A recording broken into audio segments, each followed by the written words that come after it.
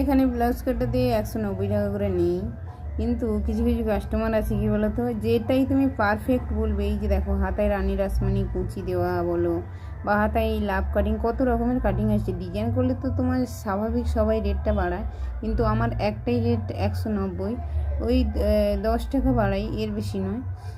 তবুও এর মধ্যে কিছু কিছু কাস্টমার আছে আর একটু কমাও আর একটু কমাও, এই জন্য যারা কাজ করো তাদেরকে বলছি কিছুটা আপাতত বাড়িয়ে বলবে।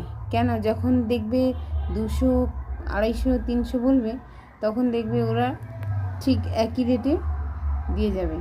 না হলে কি হয়, তুমি যে পারফেক্ট রেটটা বলছো ওটাই তুমি পাবে না, এত কষ্টের ফল বিফলে যাবে।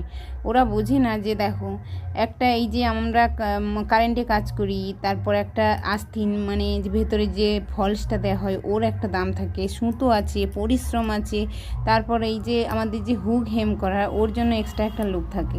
তাহলে তোমরাই হিসাব করে বলো, ওই এটা আমি যেই রেটটা নিই এটাকে কোনো মানে সবখানে বুঝে দেখলে আমি কিন্তু এটা খুবই এখানে কম নিই। এই যে এইসব কাটিংগুলো দেখো, এইগুলো করতে ভীষণই টাইম লাগে।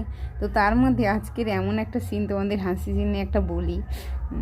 এখানে যে আজকের যে তোমাদেরকে বলেছিলাম 10টার মধ্যে ছেড়ে দেবো, কিন্তু 10টা কি সন্ধে হয়ে যাচ্ছে, পুজো দেখতে যাব তাও বিষ হচ্ছে না। মানে 3জন কাস্টমার এসে বলে বসে আছে, আমারটা আগে করো, সে বলছে আমারটা আগে করো। তো কোনো রকম করে 8টা বেজে গেছে, সন্ধ্যা হয়ে গেছে, একবারে রেডি করলাম, করে ওদেরকে ছাড়লাম। এই যে ব্লাউজগুলো দেখালাম না, এর একজন কাস্টমার দেখো, এখন তোমার পুজোর ব্লাউজ ছাড়তে পারছি না, ও এসে বলে কি আমায় এই প্লেন ব্লাউজগুলো এখন দিতে হবে। এত করে বললাম, আরে বাবা পরে নিবি, কালকে নিবি, কোনো মতে শুনছে না, আজকে দিতেই হবে। ওগুলো প্রায় রেডি হয়ে গিয়েছিল, কিন্তু শুধু ওই হেমহুকটা করতে বাকি ছিল, তো কোনো রকম রেডি করে দিলাম। এখানে কিছুটা দূরে 300-র নিচে কোনো ব্লাউজ নেই কাটিং, তবুও আমি আমি বেশি রেট নেই না, এটাই নেই।